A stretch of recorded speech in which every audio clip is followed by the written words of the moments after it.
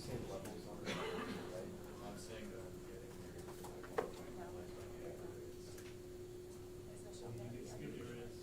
huh?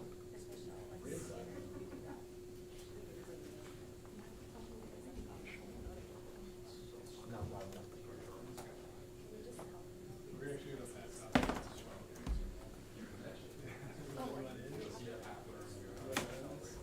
We can throw it. Jordan, we're about to go live, just so you know.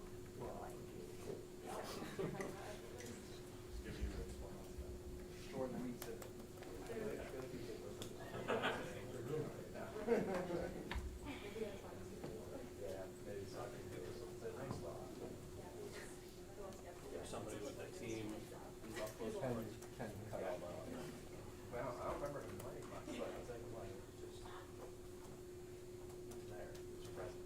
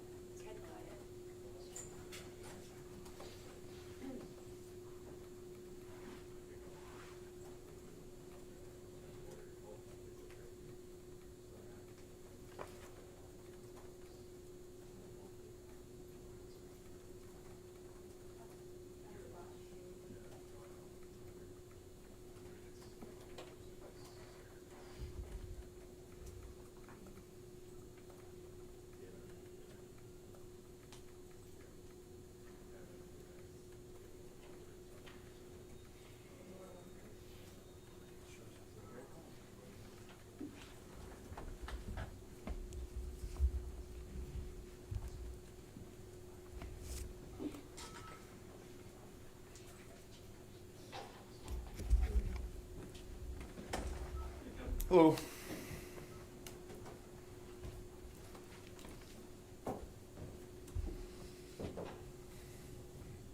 What do we got? The Zucker deal, he's obviously a guy who's scored a lot in this league. It's 1 year. Just can you explain what intrigues you about him, why you added him?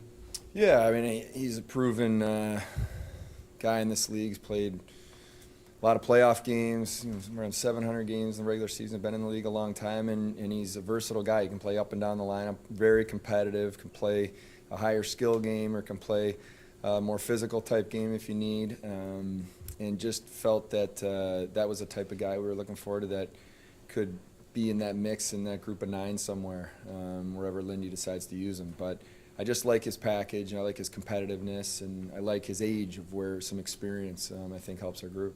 Are you still trying to add somebody who can play in the top 6? Yeah, I mean, I'm open to it. It's not like the off-season stops, there's ongoing conversations, plus, the dust settles a little bit and you see where different teams are, but I really like where our group's at right now. I like it a lot. I like the look of our team. We had goals coming to this off-season, what we were trying to achieve, and I think we're a much better team today than we were a couple days ago. How do you feel about the bottom 6 with the group of guys that you added today? And do you see Lafferty somebody who could play center? Yep. So, when you look at the off season, kind of what we were looking to accomplish, we wanted to be harder to play against. We wanted to bring in more physicality, more identity kind of into that bottom 6. We wanted to be a team that wears teams out, that can be relentless, on the forecheck and hard. And we want to be a team that's better, more responsible defensively. So when you look at the additions that we've brought in over the last few days now, starting with Malenstein, guys like Malenstein and Abe Cabell that hit hard, they're physical. I mean, I think all 3 of those with Lafferty had more hits than any of our forwards, and last year. So they have an element. Lafferty is a really, really likable player. You know, I kind of describe him as he's a winning hockey player. Plays center or wing, comfortable either way. Good penalty killer, really good speed and size. You know, it's 6 foot, can skate, and just a disruptive player. And, you know, he scored 13 goals last year, can chip in offensively. But I like his versatility. You know, the plan going in, signing him was the thought of him playing center. But, you know, if we need to move him to the wing, we can do that too. Gilbert's a guy, you know, a lot of people here are obviously familiar with. I mean, does he have, I mean, do you want him to serve that 7th, 8th defenseman maybe? I mean, do you envision him here? Yep. Gibby's a guy that, you know, just I've known over the years, obviously, and just from him being from here and watched him develop. I think he's turned himself into, last year, he really took a big step and turned himself into an NHL defenseman. He knows what he needs to do to play in this league. He's a big, strong kid who's very, very competitive and continues to work on his game to get better. He's not afraid to fight. He's done that a number of times. He competes hard, you know. So again, another guy that you're bringing in some size, physicality. We don't have a lot of that on our back end, you know, and we have size, but not as much after Sammy, you know, not as much of that heavy game that he brings. So, you know, when I look at our group now, we have a lot of skill.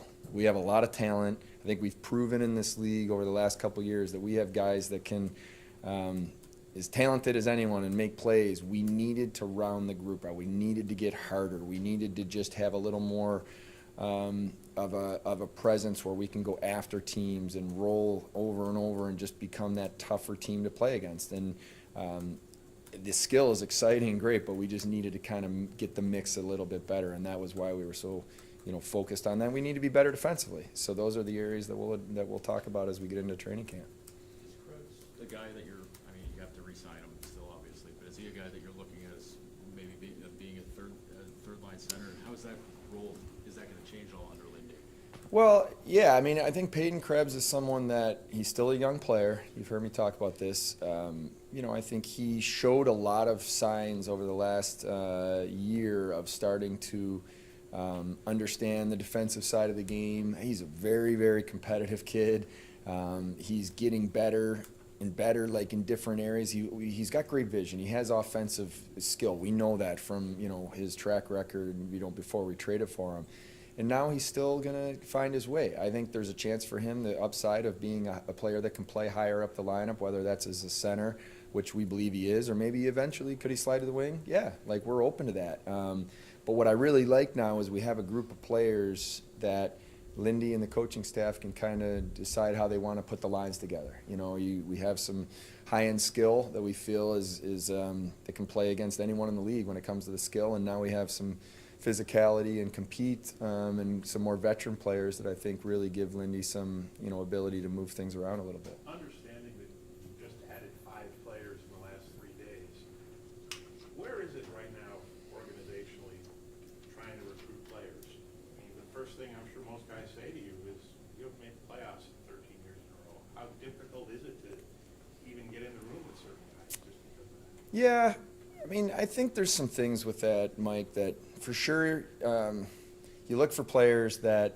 want to win, you know, so it's a natural question. Where do I fit? How, am I going to win in the place that I'm going, if they have the choice, if they're unrestricted free agents? So, yeah, that matters. But, you know, I want players that want to be here, and players that give me a quick, I'm not sure I want to be a Sabre because of whatever, then we move on to the next. I don't even give it a second thought. But, yeah, it doesn't even really phase me in terms of any of that type of stuff. But yeah, of course, there's always going to be part of that. We have to hold up our end of the bargain here and win more hockey games, become a playoff team that's year after year there. But we're on that journey now, you know, and that's where we need to take a step, and we need to do it this year. You guys were 23rd in the league in goals per game last year. You lose Jeff. Victor signs elsewhere, and you guys added players today, but I mean, Zucker's had 120-plus goal season in the last several years. So where do you see the goals coming from with this? Yeah, like I said, I mean, hey, like every team, you want to score more, and I think some of that can be just internally. Can guys take a big step and have a bigger offensive year?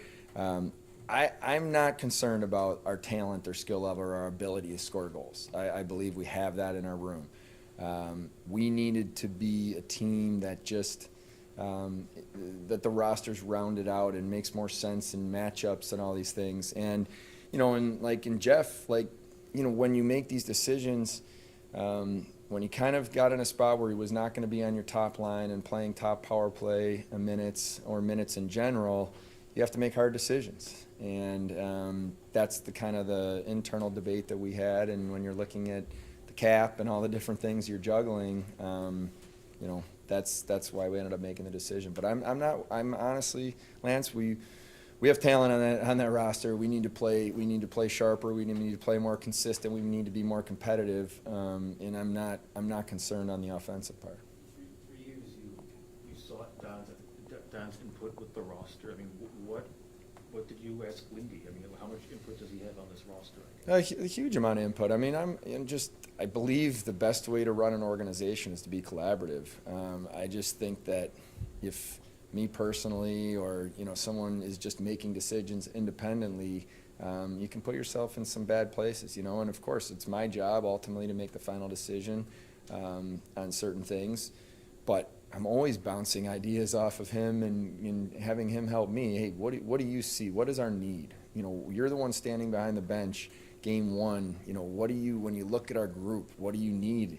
And that's where we really, like I told you a couple months ago when we did the press conference, wanted to get Lindy on board as fast as possible once we decided that was a decision, because we had so much work to do to get to today. And I needed his input and understanding the roster and what he thought we needed. So, yeah, we're in it together. I mean, myself, Lindy, the other coaches are involved in conversations. Obviously, you have Jason, Mark, and Jerry, and I mean, scouts. I mean, it's just my style. But, and then, you know, I take in all the information. I listen. I even hear the Sam's perspective just from a pure number standpoint at times, just to gather it all. And then, you know, I need to be the one to make final decisions. Kevin, you still have a significant amount of salary cap space regardless of what you do with your RFAs. How do you plan on using that and weaponizing that? Yeah, I mean, I've probably said this before to you guys. I don't get overly caught up in, like, are you spending to the cap or not? You're putting your roster together to win, and that's our focus. Obviously, when you look at contracts that are coming into the future, you have to plan, or you can get yourself in a really bad spot. So we understand that the first wave of a lot of our players, the core players we've signed, those extensions, some of those are kicking in this year, this upcoming season, and then there's another group coming. You know, so you're planning today, but you're also having to plan out the roster over time to make sure you're staying, you know, as competitive as you can for the longest amount of time. That's the whole goal here.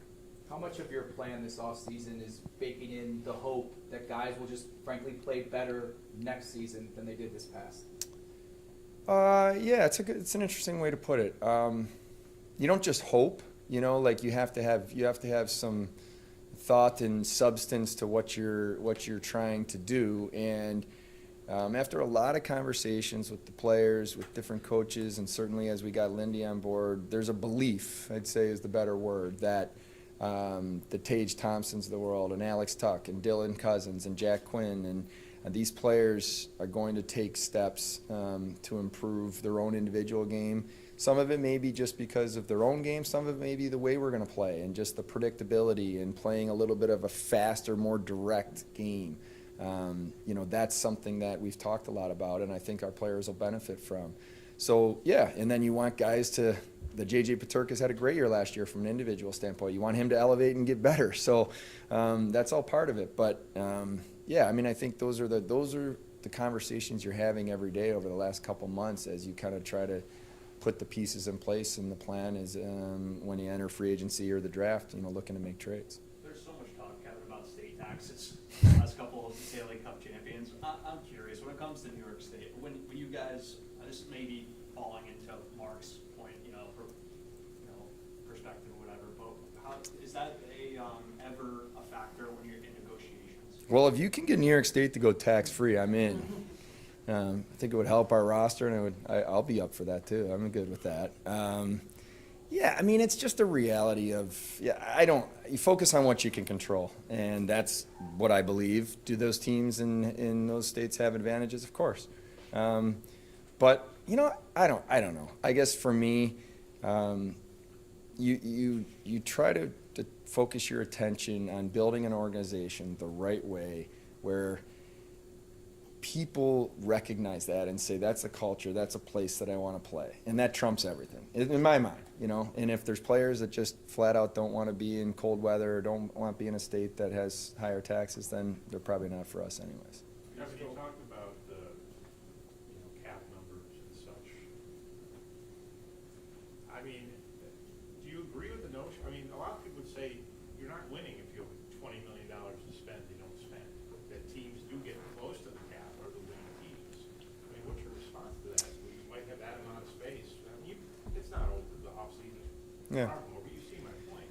Well, yeah, I mean, I think part of it is when you have some younger players, though, there's just going to be naturally some different cap numbers. Players on entry level, I'm pretty sure after this year, Jack Quinn and J.J. Peterka, just to use the two that are on entry levels, their contract number is going to look different. So, that's what I'm saying. We're trying to build a team. I don't get overly focused on exactly what that looks like today. Like, why are they going to spend the cap or not the cap? We're going to put the best team we can possibly put on the ice.